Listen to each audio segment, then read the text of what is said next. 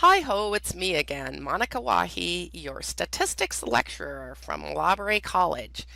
Now we're going to go back and cover what I didn't cover in the last lecture about chapter 2.1, which are frequency histograms and distributions. So here are your learning objectives for this lecture. So at the end of this lecture, you should be able to state the steps for drawing a frequency histogram. And you should also be able to name two types of distributions and explain how they look. You should be able to define what an outlier is and say one reason why you would make a frequency histogram. Finally, you should be able to define what a relative frequency is and what a cumulative frequency is.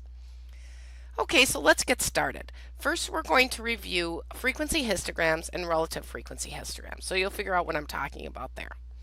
Then we're going to go over 5 common distributions in statistics, so you know what that's all about. And then I'm going to talk about outliers. Now you'll notice I have a lot of pictures in this presentation of skylines, and the reason why is they remind me of histograms. So let's talk about what is a frequency histogram. So a frequency histogram is important in statistics because, as you'll see, you need to make one in order to see what the distribution is. So I'm going to go first explain what one is, like show you what one looks like, and then I'll explain how to make one, and then I'll explain the relative frequency histogram, and then we'll move on to looking at why do we need that for distributions. So here's another skyline because it looks like a histogram to me. So what is a frequency histogram? Well, it's actually a specific type of bar chart, and it's made from data in a frequency table. So you might see a frequency histogram and go, well, that looks like a boring old bar graph. Well, it's not just any old bar graph. It's got specific properties that I'm going to talk to you about in this lecture, okay? Both frequency histograms and relative frequency histograms are bar charts, but they're special bar charts that have to be done a certain way. And why? Because if they're done that way in their histograms, they will reveal the distribution of the data, which I'll explain later. So here is a frequency table. We had this before. This was of those fake patient transport miles, right?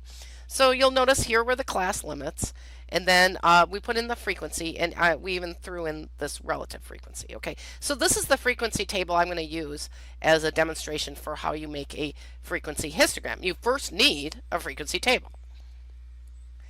Okay, now here's the histogram version of what's in that frequency table. So I'm going to annotate this one image to explain the order in which you draw it basically by hand. So the first thing you do is draw this vertical line for the y-axis. Okay, you just draw a line. Next, you write words next to the line, and you always start with frequency of, and then whatever. In our example, it was patients. Okay, and I'm telling you, you need to do it in this order or you'll get confused. So you start with that first line and then you write this frequency thing, okay? Next, you draw the horizontal line for the x-axis, okay? And then after that, you write the classes below. Remember, like the lowest class is 1 to 8. That's a lower class limit and the upper class limit of the lowest class. Like you literally write those labels in. And why am I so freaking out about this order? It's because I totally get confused if I do not do this y-axis first, because then there's all these numbers and it's totally confusing. So just try to do it in this order, okay? Now, number 6, I had to flip the slide here. Okay, at step 6, you've drawn like the basic background. You've got the x and y axis and those labels. So now you have to start drawing in the bars. So for your first bar, you look at the first class and you find the frequency on the table, which I think it was 14 or something. And so you look for it on the y-axis, and you want to label the y-axis so that the maximum one is incorporated in it. Like you see, our maximum is above 20. So we wouldn't want to end our y-axis at 20 or 15 or something. You have to make it bigger so you can put everybody on there. But our first one was, what, at 14? So we draw this horizontal line around the 14 right there, that horizontal line, because we're going to make that first bar.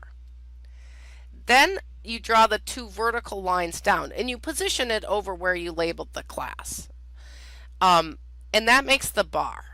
And then you actually color in the bars. Like, and you repeat this for each class, right? So you go, that's why I label the classes first on the x-axis, just to make sure everything is even.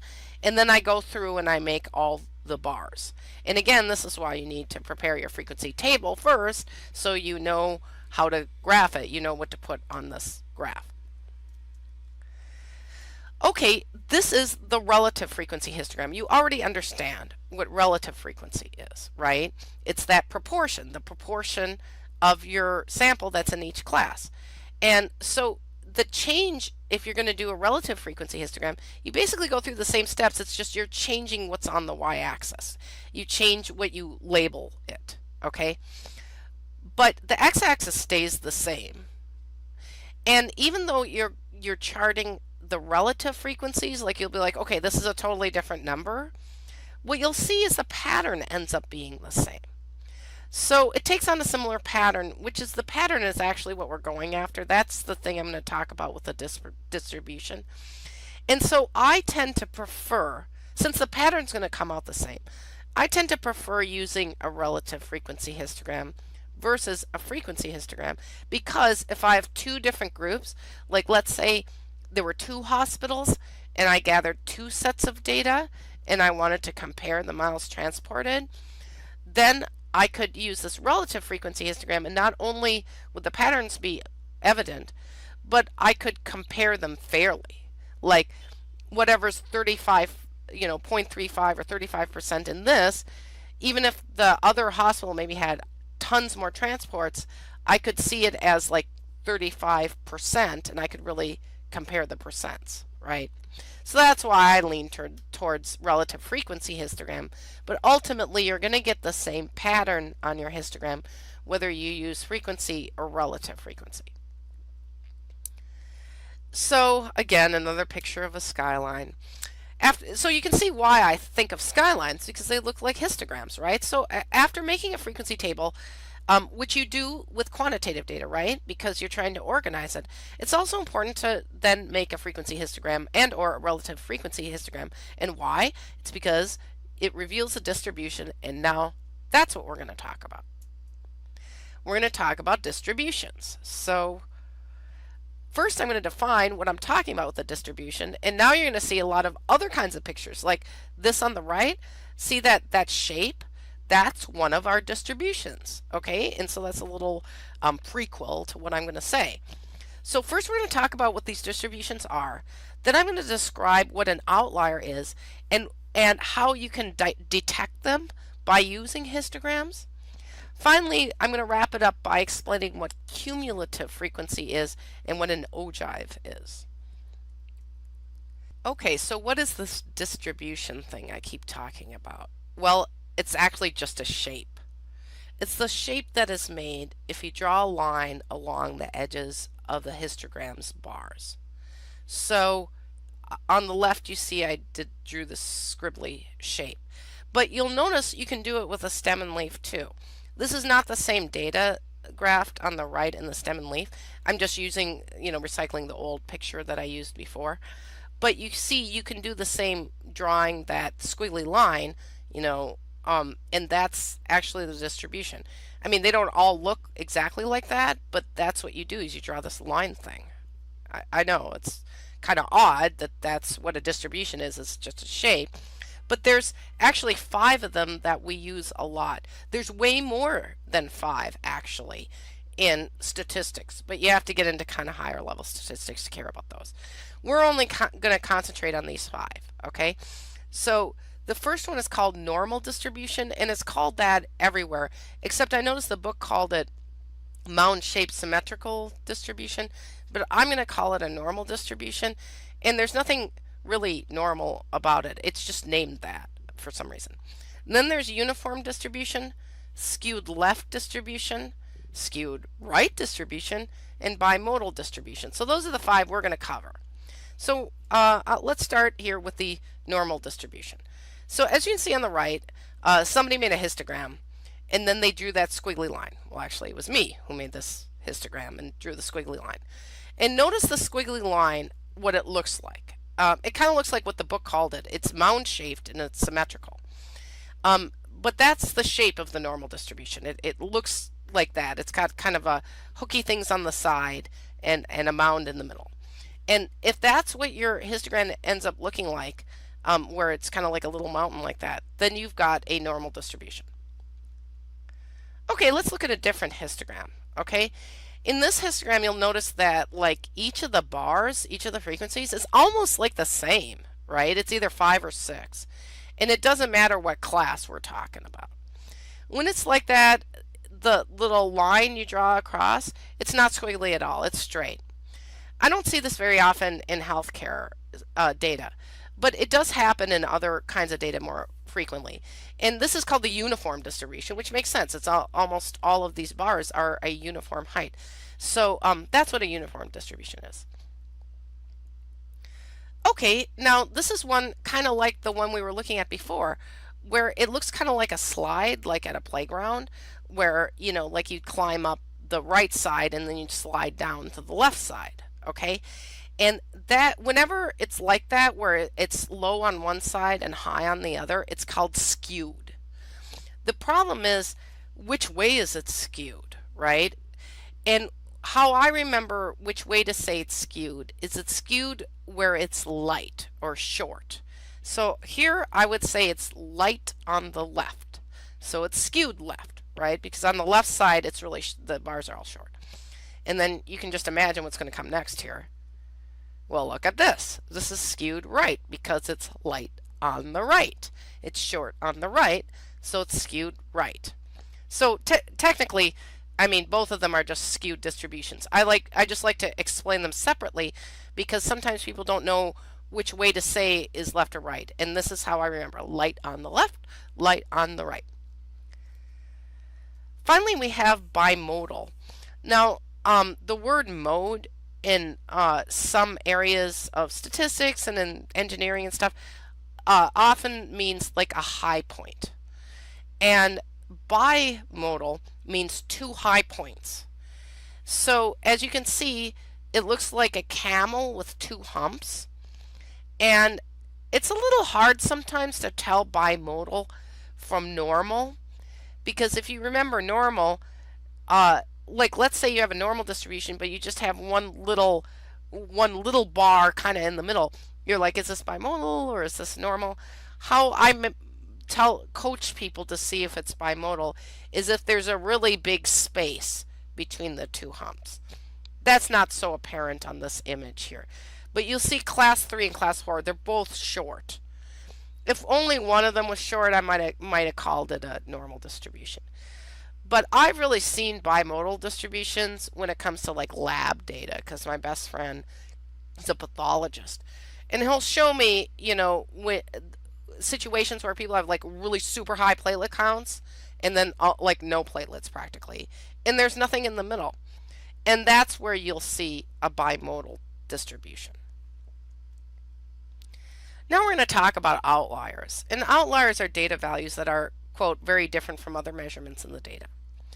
What's very different, right? Like it's an opinion. But people in statistics come up with different formulas to try and figure out if something is very different from the other measurements. And we'll talk about that actually later in later chapters in the class. Not so much for identifying outliers, but just to better understand our distributions. But just as a quick and dirty representation of what would be an obvious outlier that like nobody would disagree on is this histogram here. So you'll notice I just threw down 9 classes. I made up this data. But you'll see in class 2 and class 3 there's just like nothing. And there's nothing in class 8. But when you get and then suddenly there's something in class 1 and something in class 9. And when you have these big gaps, this is kind of like that platelet thing I was telling you about. Only this maybe would be, you know, you would say this was trimodal, like there's 3 modes, but there's not really 3 modes, right? There's a wacky low one and a wacky high one, and everything else is in the middle. So because that 1 in class 1 and that 1 in class 9, they're so far away from what's in the middle, like just about every statistician would agree these are both outliers.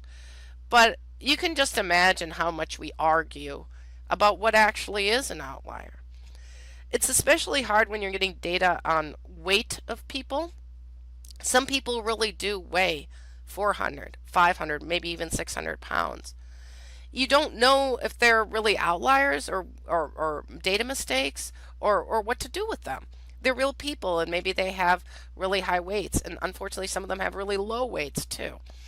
So the one of the main points of doing the histogram is not only to look for these distributions, but also to see if you've got any super obvious outliers that you're just going to have to think about before you proceed with your analysis.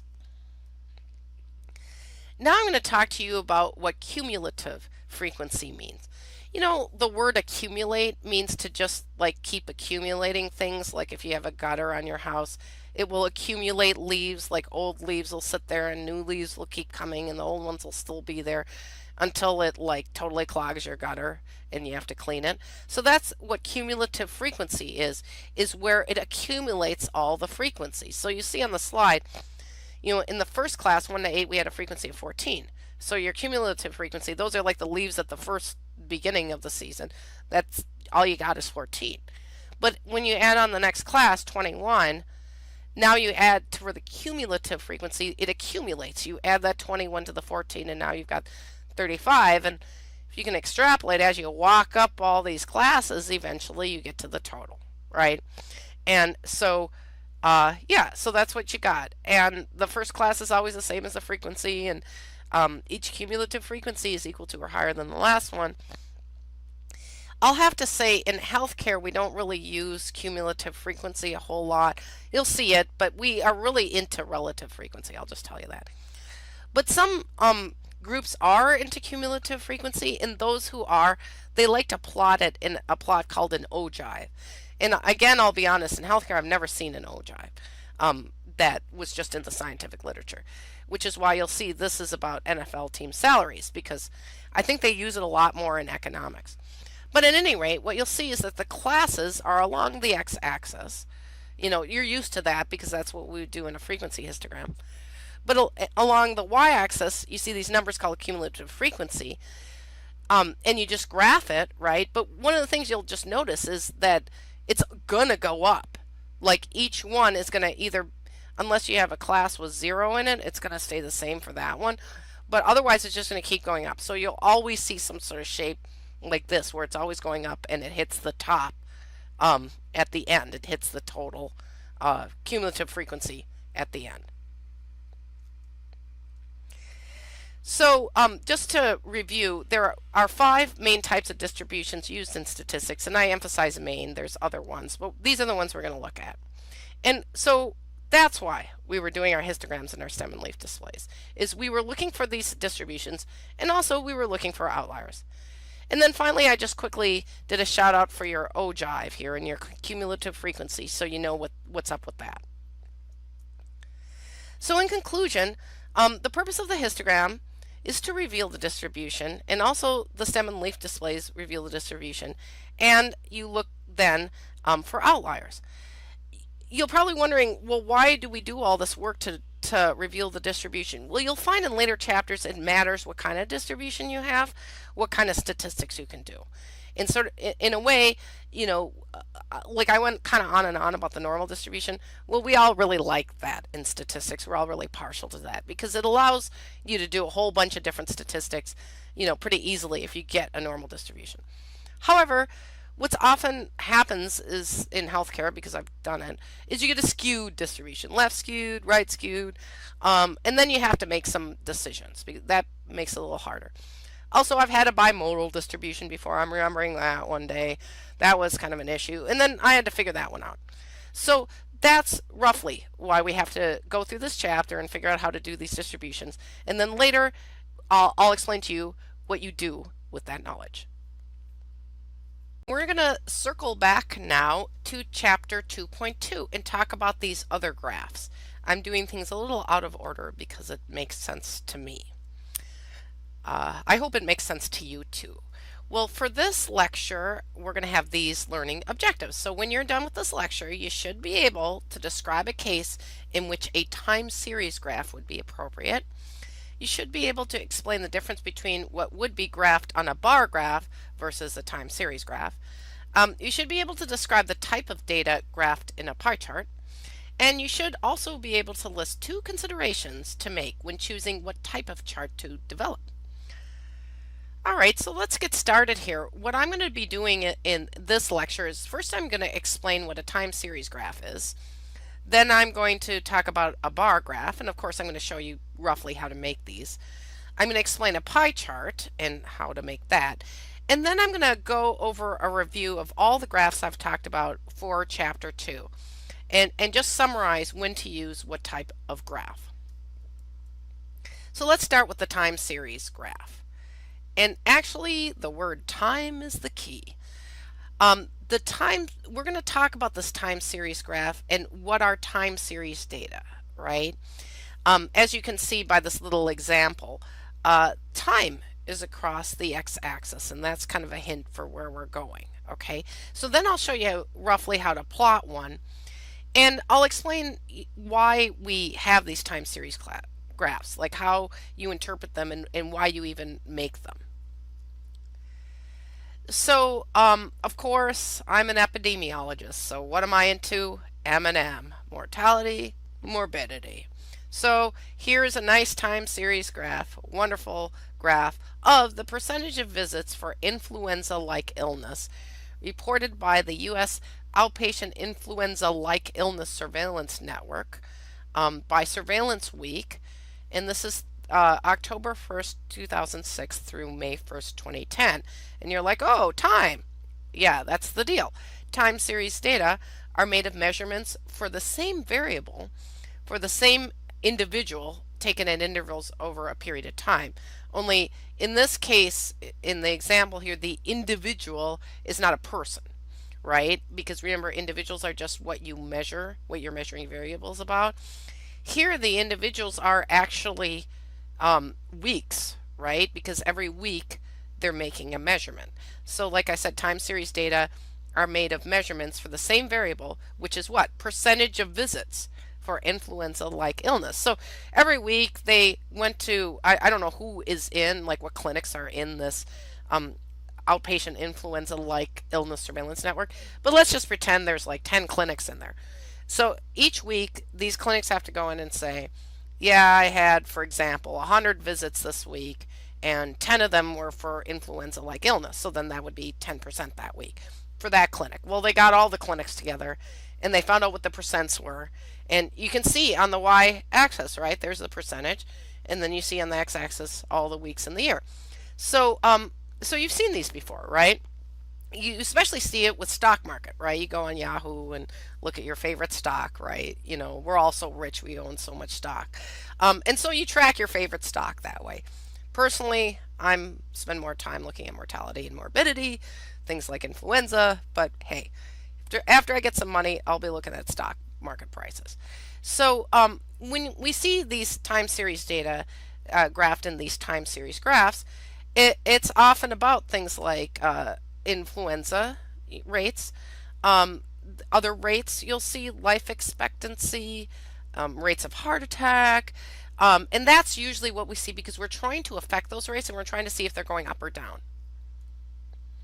So I'm going to just roughly go through how you make one. If you ever wanted to make one, the first thing you need is a table kind of like the one on the right. I just made up these data. They don't mean anything. But roughly what you need is a column that says, in this case I put year. The influenza people, they put a week, but you have to put like regular time increments in the first column. And then you have to put that variable measured at that time in the next column.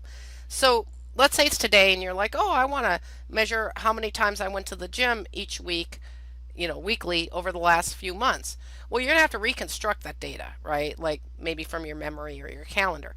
So normally when you're gonna go do time series stuff, you start and you collect the data as you go along, and then it's nice and accurate. Okay, so let's say you did that and you managed to get some time series data together, then how do you plot it? Well, the first thing you do, and I'm using this influenza thing as an example, is you draw a horizontal line and you make that your x-axis. Now, you gathered your data based on years or weeks or something, so you can label those time periods there because you already know those time periods. And so you just label that x-axis. Then you draw the vertical line for your y-axis. And again, you've done all your measurements, right? So if you were measuring how many times you went to the gym per week, maybe once a day, that would be 7, would be the maximum, right? So you want to make sure your y-axis is tall enough to get that 7, and if you had a good week there. And so that's really what you're looking for in the y-axis. You don't want it too tall. Like you see the highest point that they have. Ooh, in 2009 they had an outbreak there. They needed to make sure that the y-axis was tall enough so that they could graph that. But other than that, you don't want it too much taller. And then make sure you label it. I'm big on labeling here because otherwise people get confused. Okay, now we're going on to the next step. Then this is where you get into actually putting in your data. Now, because there were so many weeks, like if you look at like 2007, it's only about, like the x-axis is only about 2 inches wide, and all like 52 weeks of 2007 were plotted in there. So it literally looks like a super smooth line, but honestly, what they did was they went and they put each point in. And so they put each point in separately, and then they connected the dots. And that's why it looks so smooth. If you only have a few points and you have a wider x-axis, it'll be a more choppier. It'll look a little bit more like those stock market graphs that go up and down, and kind of look like a roller coaster, and not so smooth. But if you have a lot of points and you mush them together, it ends up looking really smooth. You also, I just wanted to point out, can have more than one line on the graph for more than one set of data values. Like here, they're comparing, I don't know, some sort of book performance, how much it was sold in US versus Canada. You just have to make sure that you have a legend if you do that so people can tell the lines apart. So to summarize, time series graphs are useful for understanding trends over time, like whether things go up or down. Like you saw on that influenza chart, we could see when there apparently was kind of an epidemic or an outbreak. So graphing more than one set of time series data, like you saw on that last graph, on one graph can help in comparing the differences between the data sets. I worked for the U.S. Army, and there's a lot of problems with people getting injured in the Army. And so I made a lot of time series graphs of rates of injury over the years because we were trying to do things to make the rates of injury go down. And then that way we could see if the trend was there, that we were actually making them go down. So that's the main goal of these time series graphs.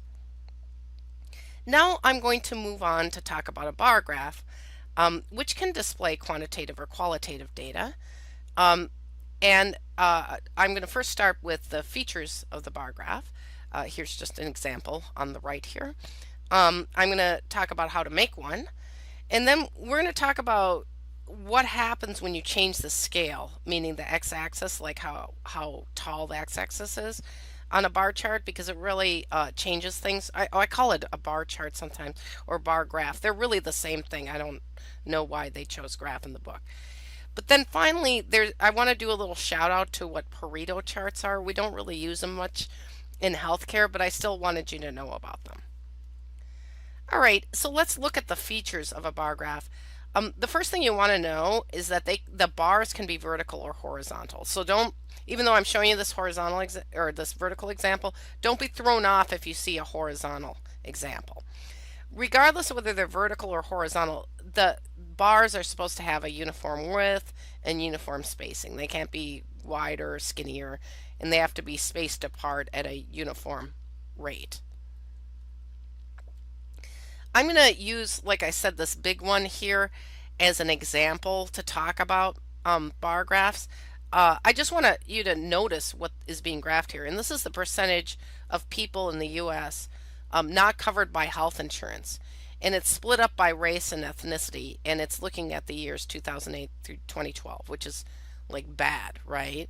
Like you want people to have health insurance. Okay, so item 3 here says the lengths of the bars represent either the variable's frequency or percentage of occurrence. So if we were looking at, instead of percent, like I've circled percentage because that's what we're looking at in this one, we could have looked at, number of visits at a healthcare clinic, and that would be frequency, right? But we happen to be looking at percentage here. So I just wanted to call that out. So you'll see then on the y-axis, we have the measurement scale. And as long as we write it there and we use that same measurement scale for graphing each of the bars, we will be fulfilling the item 4, which is the same measurement scale as used for each bar. I don't know why anybody do it any other way, but that's part of the features of the bar graph. Now, this is a feature that really is like my pet peeve.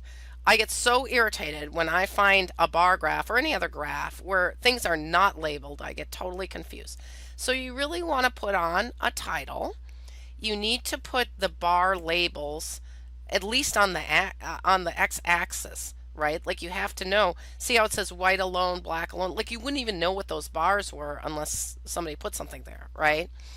And some people also add the actual values for each bar.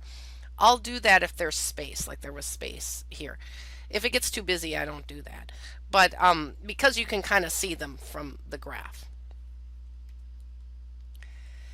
Now you're probably wondering, you're probably kind of having a flashback. You're like, this looks totally like a histogram. What is the difference? Well, I started by talking to you about histograms. They're actually a special case of a bar graph, right? So bar graphs are more general, and a histogram is a specific type of bar graph. So histograms are bar graphs that must have classes of a quantitative variable on the x-axis. So you can already see that the bar graph I'm showing you is not a histogram because it says categorical qualitative things. It doesn't have a class, right? Also, histograms must have frequency or relative frequency on the y-axis, which as you can see, this has percentage of something, so that's not that.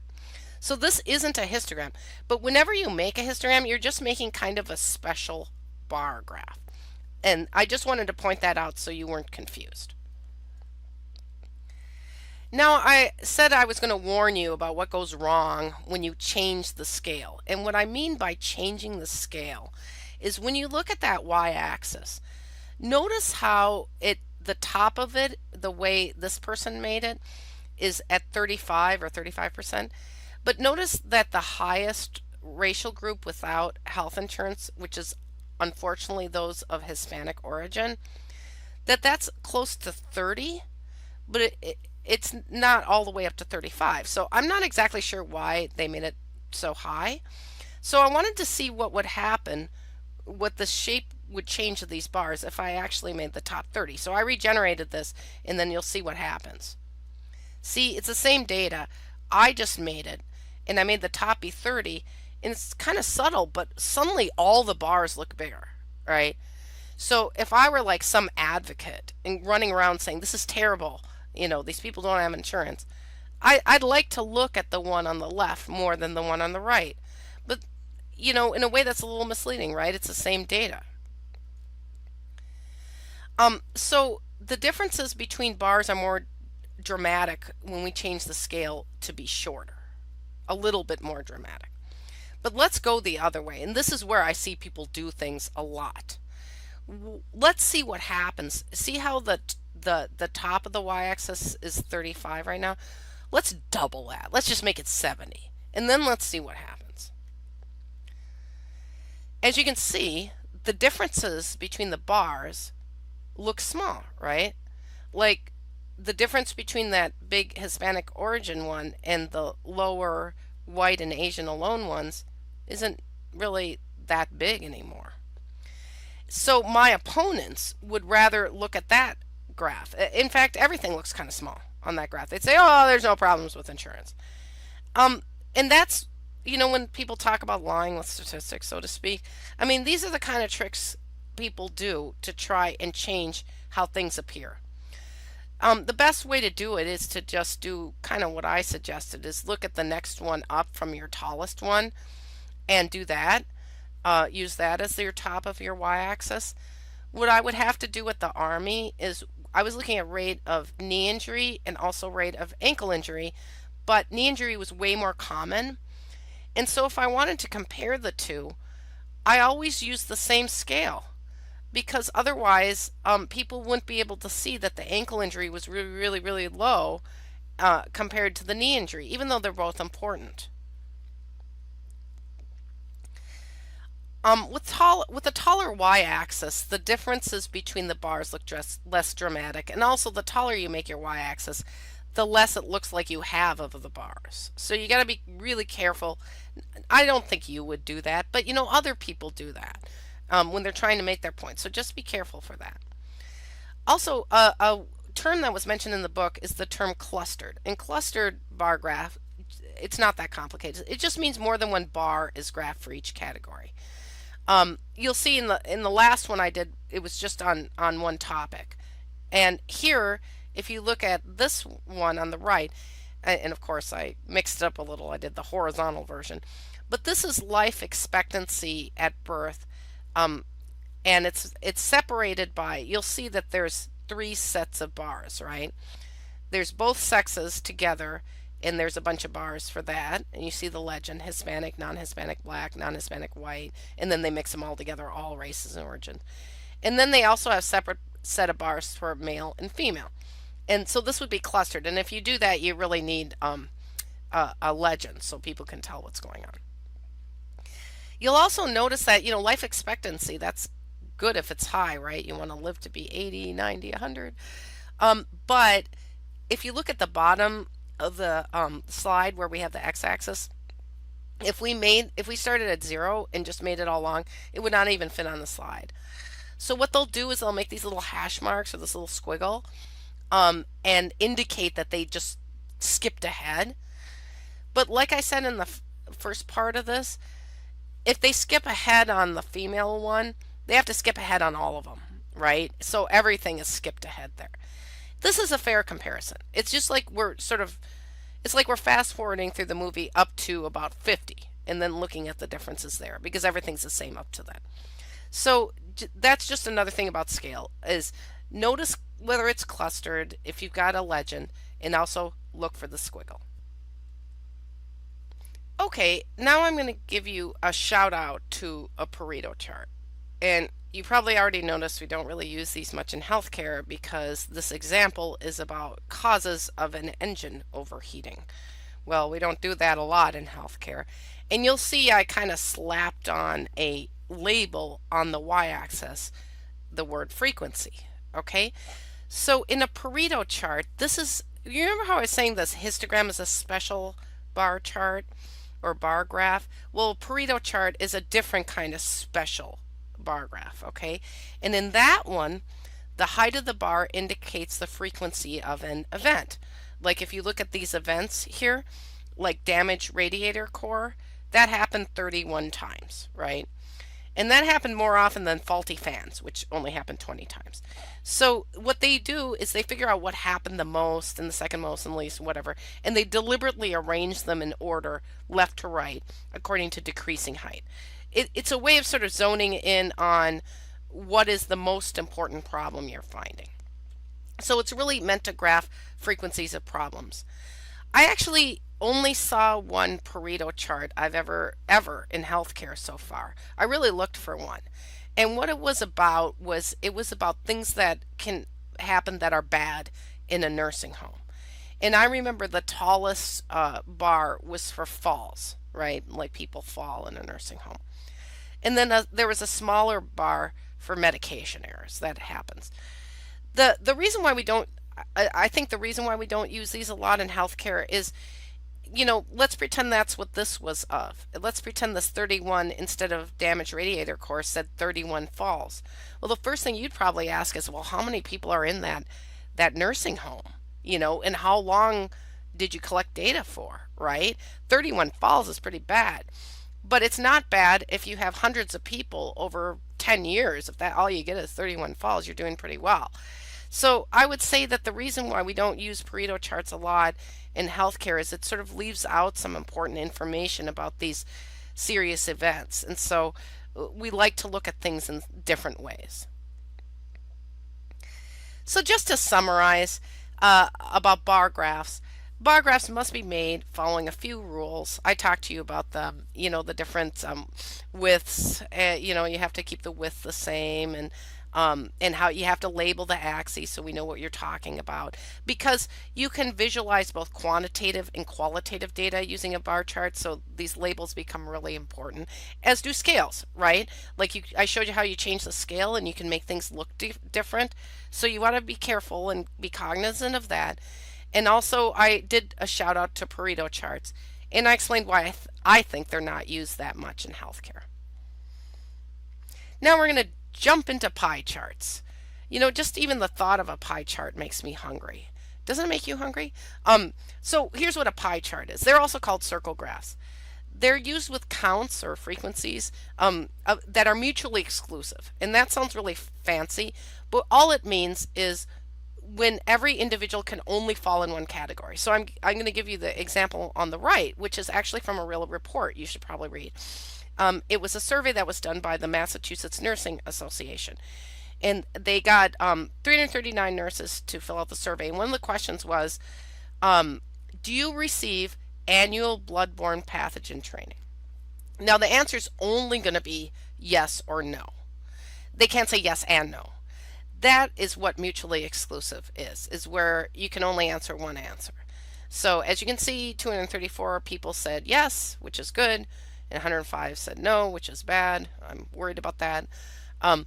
But these pie charts are often made in graphing programs because they're a little difficult to do by hand, and I'll explain to you why.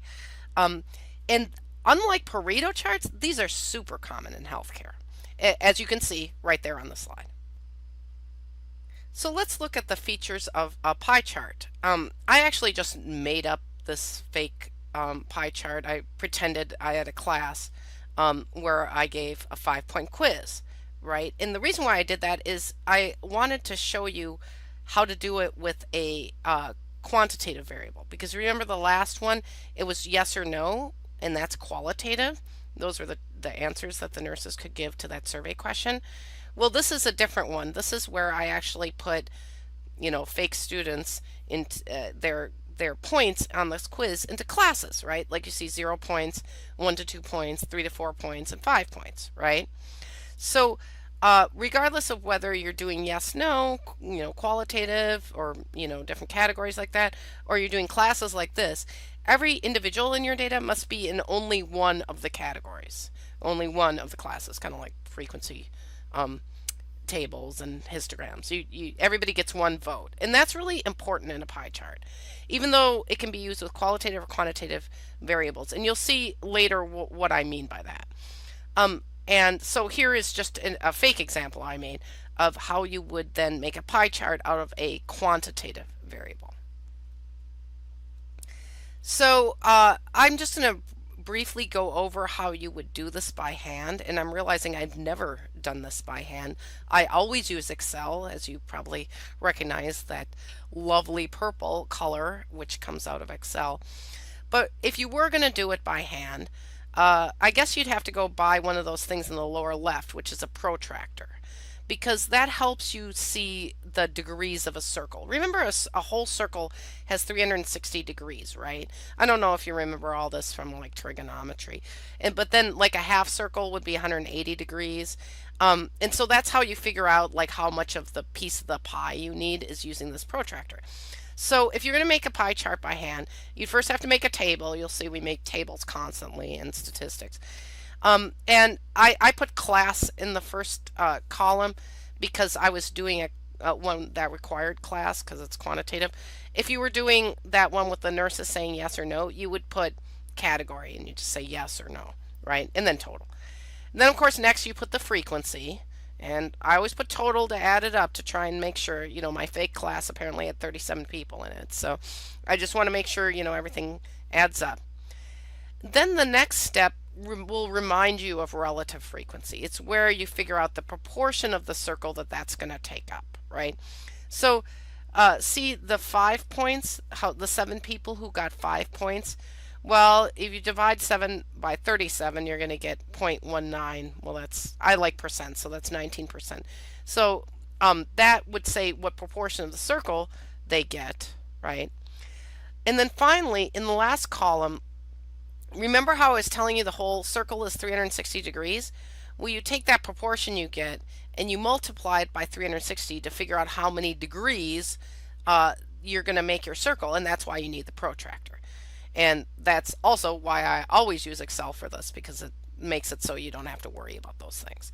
All you would need for Excel is actually just the class or the categories and the frequency. And then if you use their automatic pie graph function, then you can get all this other stuff out very quickly. So I just wanted to make a few notes about pie charts. This is the thing I'm coming back to, is this mutually exclusive categories. So I want you to imagine that I do a survey, right? And I ask the question, what is your favorite color? And I give some choices like red, green, blue, whatever. There's only going to be one answer to everybody's question, right? Because you can only have one favorite, right? And that then is eligible to be used in a pie chart because everybody gets one vote. But a lot of times I'll see people who do a different survey question. They'll say, check off all of the colors you like. So if I get that, I'm like, oh, I love red. I like orange. I like green. I'm checking off a bunch. There's some people I know who don't really like color, like they just wear gray and black. So they probably wouldn't check off anything. And then there are the people who just check off one or two. Well, as you can see, people can have multiple votes or no votes or whatever. And if you have that situation, like I was telling you, where people can say multiple things, you've got to go into bar graph land, okay? Because a whole bunch of people can like red, a whole bunch of people can like green, a whole bunch of people can like blue, and you won't get a circle out of that. If everybody answers just one answer, and so therefore everybody's in a mutually exclusive category, then you can use the pie chart. I also wanted to let you know that I find it, and I think a lot of people do, more informative to put the percentage on the actual chart than the frequency. Some people put both the frequency and the percentage, which is good. It's not so helpful to just put the frequency, as you see the nursing report did on the left. And it's because you really don't know, 234 seems like a lot, but what proportion is that of the circle? That's what you would kind of want to know. Whereas if you look on the right, on mine, you can see, like, for instance, only 5% got 0 points. That's a small amount, right? You know what 5% means. It's just hard to tell, if you look at that one on the left, looks a little like 2/3, which would be 66%, but we don't know what the percent is, right? And so it's really helpful to have that percent. And always include a title and a legend, because if you're graphing a pie chart, you're going to have more than one category, and so people are going to want to know what that color means. This looks so good. Doesn't this look good? Pie charts are common in healthcare, and they graph mutually exclusive categories. Okay, so you'll see this all the time. And like I said, it's easier to make using software. I use Excel. It can come out of other software, but I just like Excel because you can really put fancy labels on, and you can do that squiggle thing. And but choosing a graph requires some consideration, like whether or not you actually want to make a pie chart or a bar chart or whatever, requires some thought. And also, regardless of the chart you make, you should follow these rules. You should always provide a title, okay? Even if it's just for your private use, trust me, I've done this. I go back and I'm like, I don't even know what I graphed. So take your time, sit down, write a little title so you remember what you graphed. Also, label the axes, because again, you think you're going to remember, or maybe you think it's obvious. Everybody in the audience is going to tell. Don't leave anything to be assumed. Just be absolutely clear about what's on each axis. Always identify your units of measure. So if you're talking about a rate per 10,000 people, or a percentage, or maybe you're talking about an average, or you're talking about a frequency, it doesn't matter. Just make sure you're clear about what you're talking about in the units of measure. Usually this ends up on the y-axis. So the thought is to make the graph as clear as possible. Thinking font size, thinking number of items graph. I've sometimes seen a bunch of time series graphs where they put so many lines on there I can't even see anything. Or they'll have these really tiny font sizes, or they'll just try to put too much on one graph, and it's hard to read. So if you have trouble reading it, probably everybody else will. So you want to modify it. So I just throw this on the right. Can you tell what's missing from the above graph? The above graph is really missing a lot of information. I mean, we don't even know what it's about. We can kind of guess it's a time series graph because of the time at the bottom. But what else, right? So the person who made this really knew what they were talking about, but we don't. And you don't want that to happen to your graph.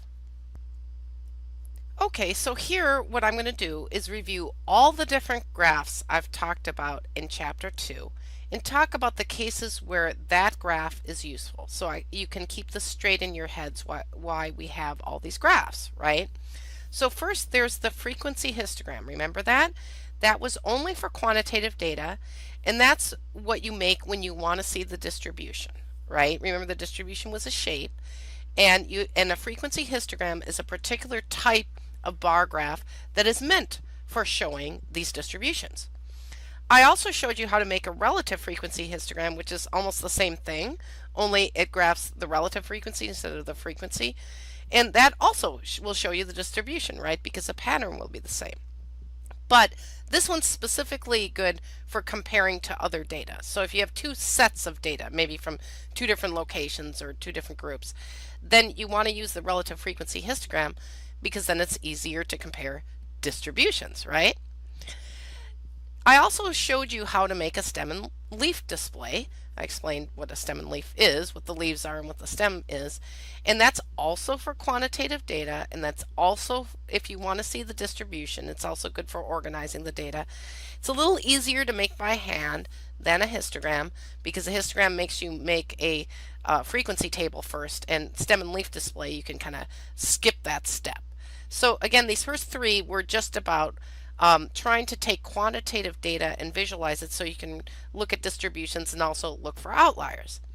Next, we went into the time series graph, and that is really about time, right? That's for graphing a variable that changes over time and is measured at regular intervals, mainly to see trends like is it going up, is it going down, was there an epidemic, and that's what a time series graph is for. A bar graph, now this is the generic bar graph, not the specific histogram like I described, but a generic bar graph can be used for qualitative data or for quantitative data, and it can be used for displaying frequency or percentage, and we went over some examples. Then I shouted out to the Pareto chart, which is a special bar graph, right? And that special bar graph graphs frequencies of rare events in descending order, usually bad things, rare bad things. And again, we don't really use this much in healthcare. Finally, I went over the pie graph, and that's for mutually exclusive categories, quantitative or qualitative, and we use those a lot in healthcare. So in conclusion, in this particular lecture, I first went over the time series graphs and explained how they show changes over time. And then I went over bar graphs and it showed you how they can display quantitative and qualitative data. They can be up and down or horizontal. It showed you some different examples. And then we went through pie charts looking at mutually exclusive categories, which I think are my favorite. Like, look at this pie. This makes me so hungry. But at the end, it's important to pick the right chart because you want to have a useful visualization of your data. If you're trying to look for a distribution, choose the right kind of visualizations, the right kind of graphs. If you want to instead look for trends over time, you got to choose the right kind of graph. So I gave you some pointers on how to do that. And now my mouth is watering, so I'm going to go eat some pie. Yoo-hoo! It's Monika Wahi again, your statistics lecturer from Wahi College.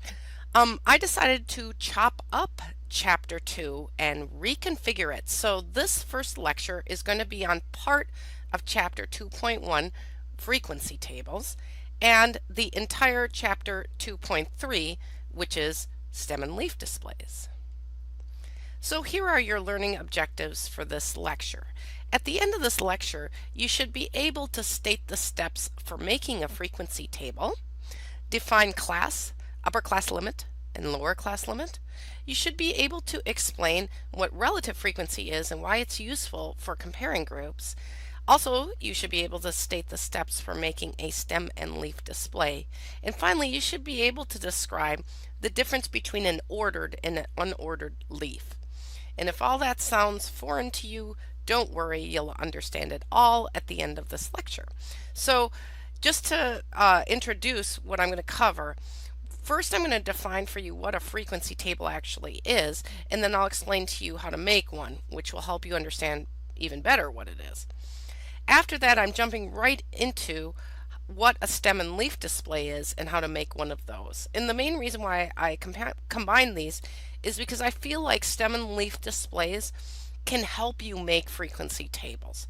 That connection was not really made in the book, so I'm making it here. So let's just start with the frequency table. So what is one of those? Um, well, when I think of frequency, I think of the radio, right? Like I think of REM. What's the frequency, Kenneth? Oh, I think that was our last hit. Okay, that's not what we're talking about. We're talking about frequency like the word frequently, like how frequently do you go to work per week, right? And you would count how many times you go to work or go to class per week. Well, frequency is like frequently. It's like how frequent something happens. So first, I'm going to explain to you what a frequency table is and why you make them. Then I'm going to define some more terms. I just defined frequency. I'm going to just define some more that you're going to need to know. And then I'm going to explain the steps for making a frequency table and a relative frequency table.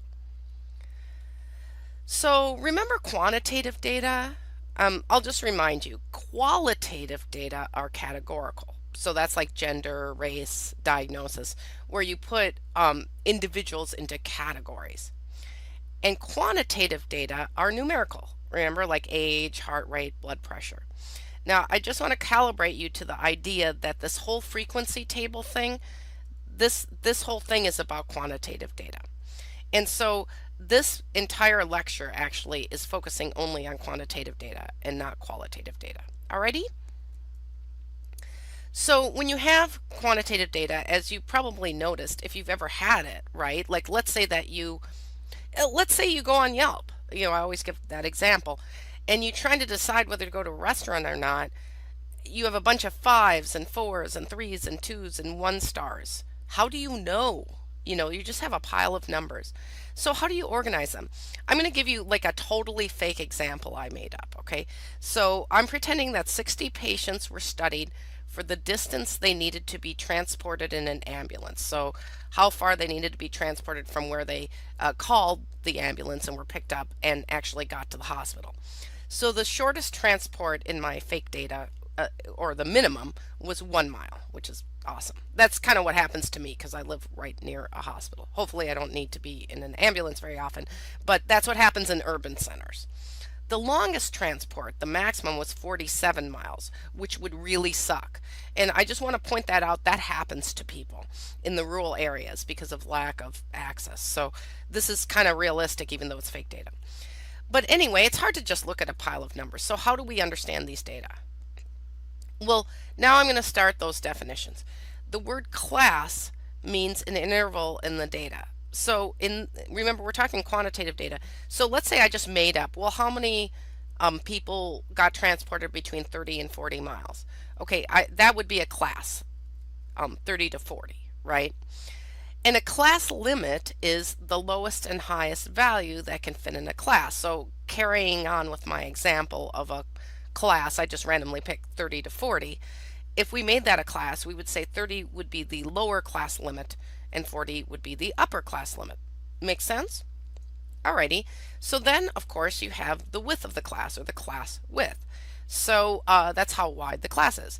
So carrying on with the example, if the upper class limit was 40 and the lower class limit was 30, what you do is you minus 30 from 40, which you get 10, and then you add 1, and it equals 11. That's the little formula. But if you're like me and you count on your fingers, you would go 30, 31, 32, 33, 34, blah, blah, blah. And you realize that there are 11 numbers in that. Now we get to frequency, like I sort of quickly explained, and that is how many values from the data fall in the class. So how many patients were transported 30 to 40 miles? Or another way of saying it is, if you look in all the data you have and you find every single person that either got a 30, 31, 32, 33, blah, blah, blah, up to 40, count all those people up, then you will get the frequency for that class. Okay, but you probably realize you do need to decide on classes before you go counting frequencies because you need to know the lower and upper class limits. So let's talk about some rules about classes. First of all, classes have to be the same width. You can have 30 to 40 and then 40 to 42, right? Or 41 to 42, right? You can't have skinny class, fat class. They have to have the same width.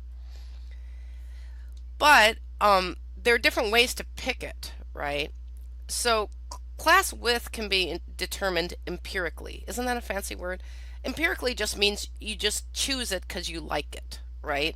And if you ever look at survey data about just about anything, when they look at the um, quantitative variable of age, they often put that in classes. And as you'll see on the slide, these are the classes we often see: 18 to 24, 25 to 34, 35 to 44. And you can go on, right? Like that's what you normally see. And that means empirically, you just picked it out of the hat. And already you're probably noticing, well, 18 to 25 or 18 to 24, 65 and older, those classes aren't really equal as the ones in the middle, right? Like what's the upper class limit for 65 and older? Okay, well, that's just normally what happens in the world and especially in healthcare. And in healthcare, when you pick classes, even though the classes are technically supposed to be the same width, you really should be guided by the scientific literature. And you'll see why later when I show you the other videos in this chapter. It's because you really want to be able to compare whatever you find to whatever other people have found before you. And therefore, you don't want to cut up your classes in different ways, or it's hard to compare them. However, in the book, they teach this class with formula, so I thought I should really show you that too. So here's the class with formula that I don't really see used much in healthcare statistics, but I'm going to teach you anyway. So this is the formula. First, you calculate this number. You find the maximum in your data and the minimum in your data, and you subtract the minimum from the maximum. So the example I was giving from the fake data about the transports is 47 was the maximum and the minimum was 1. So I did the first step and got 46. Okay, looking back under the formula, you divide whatever you got there by the number of classes desired. In other words, like however many categories you want, right? So if you never want too many, like you don't want 10 or something. 3, 4, 5, 6, 7. Usually something in that range is a good number of classes. So let's pick 6 just for fun. So we'll take that 46 number we got and we divide it by 6 and we get 7.7. Then back to the formula side, how you decide then your class width is you increase this number you get to the next whole number. Now, a lot of people are confused by that because even if I had gotten something like low, like 7.1, I'd still go up to 8. You have to increase it up to the next whole number.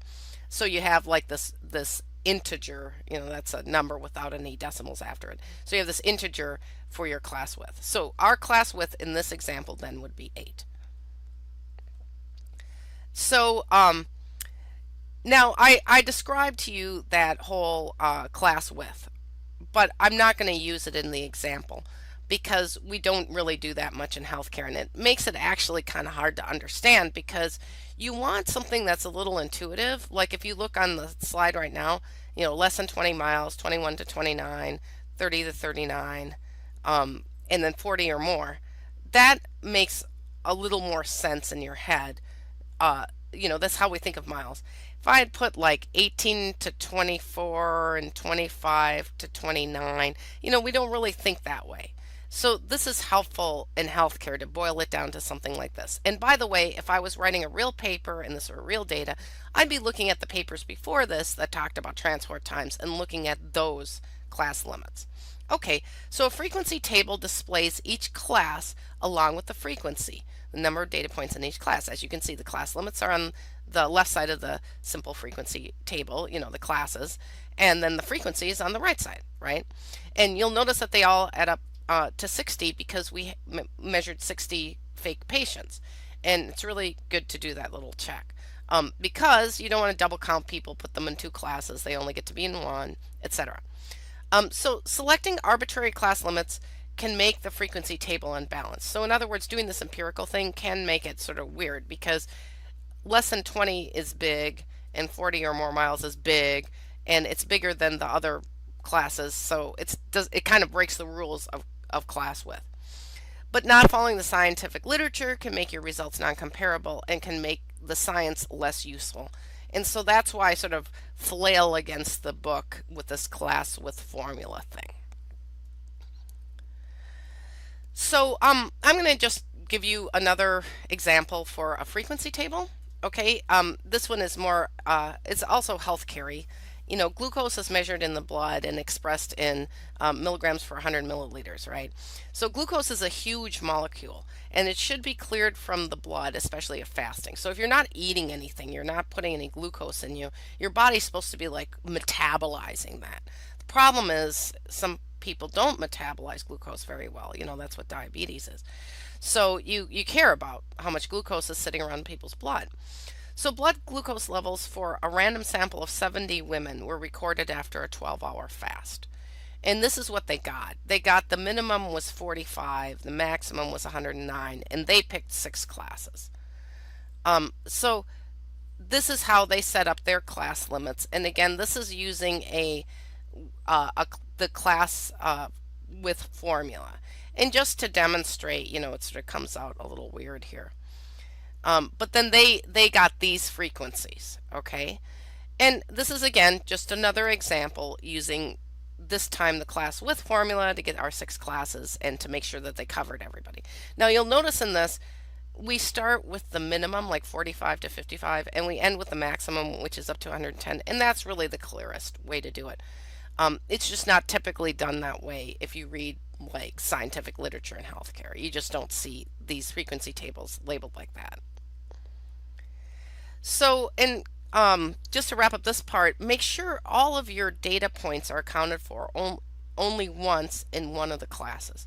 So whether you use a class with formula or you use empirical or arbitrarily picked classes, every single data point only gets one vote. It can only be in one of the classes. And also you don't want to leave any of the data points out. So you want to make sure that that happens, that you account for all of them. And also you need to make sure your classes cover all the data, right? In healthcare, when we do that thing up to 20 and 65 and over, all that stuff, we cause that to happen. However, if you're going to use a class with formula, you really have to pay attention to where your minimum and your maximum are, because then you want to make sure all of your classes cover all of your data. And like I mentioned, make sure the total of your classes, of the frequencies in your classes, adds up to the total number of data points. It's just a little check. Make sure you didn't do something wrong. Now I'm going to talk about what is a relative frequency table, and that builds on what you already just learned about frequency. So we all know what our relatives are. They're like our family, right? We have relationships with them. And so what relative means is in relationship to the rest of the data, okay? So in statistics, they often use this fancy F to stand for frequency. And as I've mentioned before, the sample size, if you have a sample, they use a lowercase n.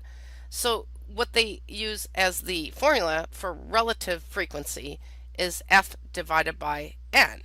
And if you're clever with math, you realize what that means is if you take a frequency of any of the classes, you know, it's just a portion of the whole sample, and you divide it by the total sample, which is that n, you'll get the proportion of values that are in that class. It's not really that fancy. So relative frequency is something very useful to put in a frequency table. So you'll see that I kind of crammed it in onto the right side. This is the old frequency table I just showed you with glucose, but I crammed in this relative frequency next to it. So it's super easy to calculate. Like for example, for the first one, see 45 to 55, the frequency is 3. What did I do? Pull out the old calculator. Well, I use Excel, and I did 3 divided by 70 because that was the total, and I got 0.04. And those of you who don't really like proportions, you can do that thing where you move the decimal 2 places to the right and then put a percent sign. So that would be like 4% of those 70 people are in that first class. And then the same thing happened with the next one. I took, you know, the 56 to 66. I took 7 divided by 70, which came out to 0.10, and those of you into percents, I'm really into percents. I like moving that decimal over. I think of it as 10% then. But whatever, as you can see at the bottom, it all has to equal 1.0 if you like proportion land, or 100% if you're like me and you like percent land. But in any case, this is all you have to do the relative frequency table. You just make another column and do all those calculations. And it's super easy to calculate and it's very helpful. So why did we even do this? Because we had a pile of quantitative data and it was really hard to organize, right? And the first thing was we had to do was select class widths, and I talked about the politics behind that. But ultimately, whatever you do, you do. And the lower and the upper class limits need to be determined and put in the first column of your frequency table. Then in your second column, which are the frequencies, you count up how many are in that class and you fill it in. And then if you make that third column, then you can do that dividing thing and get your relative frequencies. And that's great. That's how you build your frequency table. And as I go through future lectures, you'll see even more why you would make that table, like how useful that can be given that you have quantitative data, and it kind of gets all over the place and it's very helpful to organize it in that table. Now I'm going to move on to talk about the stem and leaf. And the reason why I picked talking about it now is because it's on the theme of organizing quantitative data.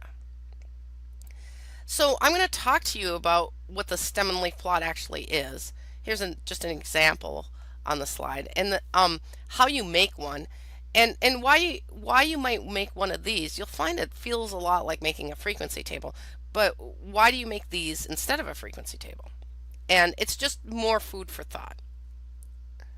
So first, one of the things that I got hung up on when I took biostatistics is I could not get over the fact that it was called a stem and leaf. So I had to understand that. So this is an example of a stem and leaf there. So why is it called a stem and leaf? Well, there's always the stem. And that's, so see these corn stalks? I'm from Minnesota. I'm used to seeing them. You'll notice that there's a stem, right? Like this big corn stalk has the stem.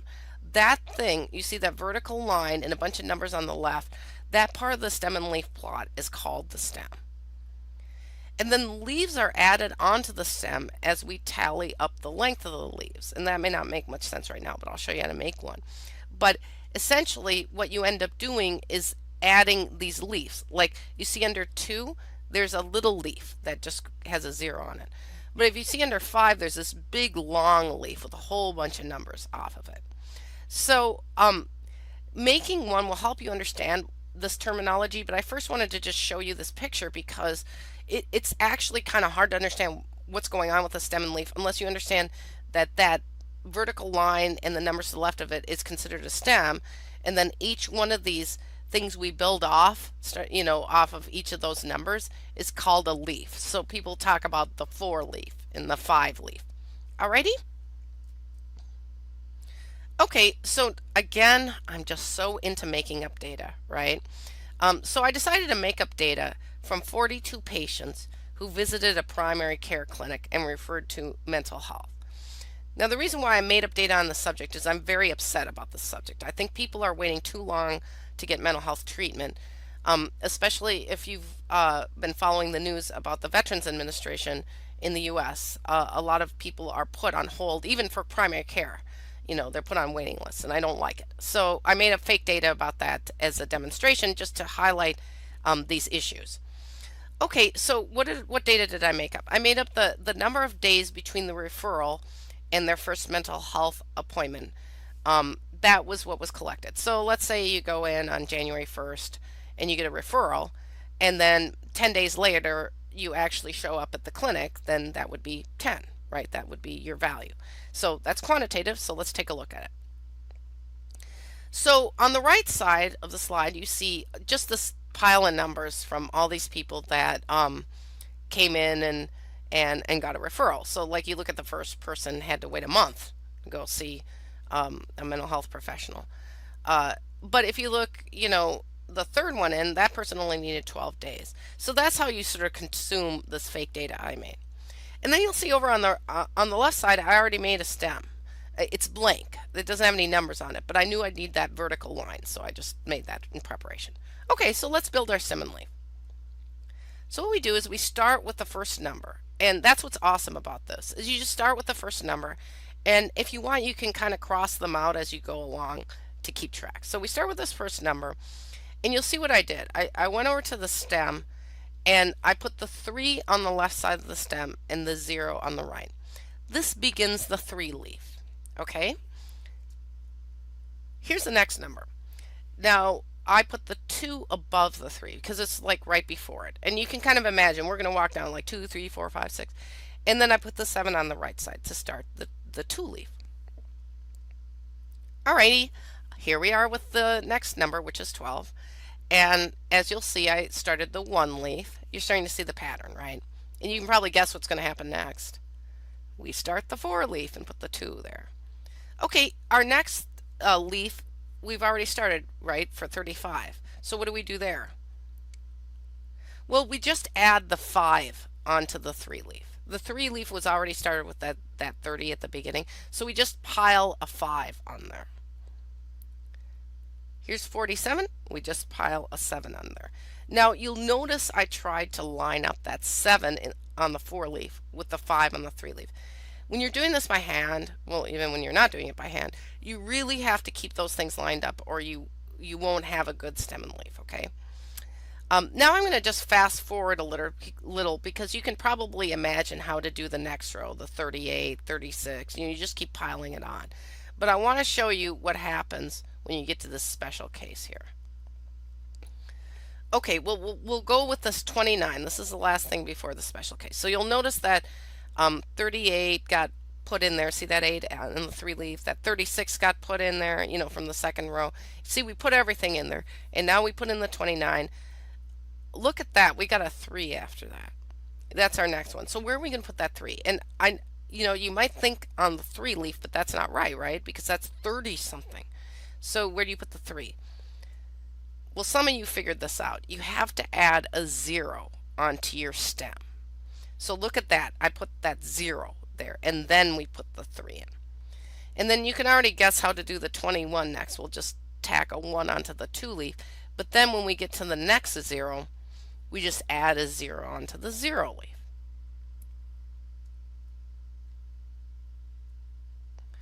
So you can probably figure out how to pile up all of these. But I did want to talk to you about something else that happens with these stem and leaves.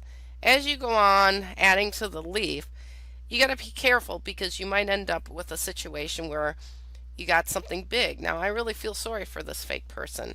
51 days for a mental health appointment. That's too long, right? But it causes us later to have to add a 5. Now, this can cause real estate problems, especially on a piece of paper. What if the 4 was right at the bottom of the paper, right? It's kind of hard. Maybe you have to tape some paper at the bottom. I have this problem a lot. You'll see here I even had to move this up on the slide. When we got later to the 70, I had to add the 7 leaf. Now, I just want to show you, for some reason in this data, we didn't have any 60s, but you still have to put that 6 leaf placer in. That's got to be there. So even if, as we go on, if we're missing any leaves in between, we just need the placer there because that space has to be there. And here's an outlier. We're going to learn about outliers pretty soon. This is a really long time, 105 days. This is kind of like VA status, right? But again, you will see that, and of course this is fake data, but unfortunately it reflects real data.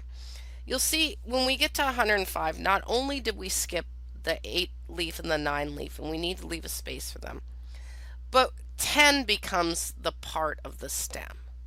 So if we went on to 200 or 300, I mean, that would be awful to wait that long. Though the first 2 digits of it, like if we had 365, the 36 of the 365 would be the part of the stem. All right, so I just did this little demonstration to explain certain nuances of the stem and leaf that you might encounter in your life. So now I'm going to just reflect back on the 2 ways that I've described in this lecture for you to organize quantitative data. First, I showed you how to make a frequency table, but what you need to do with that one is you need to set up classes and class widths, and to count up frequencies. And there's a lot of pre-processing, a lot of pre-calculations. You really want to think when you're doing this, and you don't want to be distracted. However, if you're trying to do a stem and leaf, you really can do that on the fly. You don't need to set up classes or class widths. As you noticed, we just went through the line of those pile of numbers and just crossed them off as we put them onto the stem and leaf. And there was really no need to count. You can tally the data as you go through the list, cross it off, and it's just really quicker to do. Of course, those of you who are pretty clever are saying, well, basically you're forcing in a stem and leaf everything to be in a class of, the tens, right? The 20s and the 30s and the 40s. That's like the 2-leaf, the 3-leaf, and the 4-leaf. And yeah, it is kind of like a simplified way of making those kind of classes. But in any case, I just wanted to alert you to this because you might see some similarities between the two, and I wanted to highlight those as well as the differences. Now I'm going to give you a few tricks here. I want to tell you about the concept of an unordered leaf. So an unordered leaf is what we were making before when I was demonstrating. It's just where the numbers are out of order in the leaf. Like you'll see this 2-leaf, it says 7729. Well, if they were in order, it would say 2779, right? Like the 2 would come first before the 7s and the 9. And the same with the 3-leaf. That's out of order because you can see that it's 0 and 5 is fine, but 8 doesn't come before 6 and 5, right? That's no problem to make an unordered leaf. However, after making an unordered version, you can rewrite the stem and leaf in an ordered way. So you see how I did that? I rewrote the 2-leaf and the 3-leaf, and now the leaves are in order. Okay, they don't have to be, but you can do that. And if you do that, if you make your stem and leaf first unordered, the way I was demonstrating, then you rewrite it into ordered, it is way easier to count it up to make a frequency table, no matter what classes you choose. Or you can just make each leaf a class, and then it's super easy to make the frequency table. So that's why I combined these two pieces of the chapter together, is because I wanted to show you how you can use a stem and leaf to help you make a frequency table. So a stem and leaf is just another way to organize quantitative data, and it's easier to make kind of on the fly than a frequency table because it requires less preparation, and it can help you put data in order before, like in preparation for a frequency table, sort of to help you as a first step to make sure that you can organize everything. And at the end, remember how I keep emphasizing, your frequency table has to reflect all your data points and they can only be in one class, blah, blah, blah. Well, this is one way to make sure that happens, is to first do this pre-organization using an ordered stem and leaf. So in conclusion, frequency tables and stem and leaf displays organize data. They organize quantitative data. And the stem and leaf may help you make a frequency table, so you might want to start with that. And the purpose of both of these things is to reveal a thing called a distribution. And I'm going to explain that in the next lecture.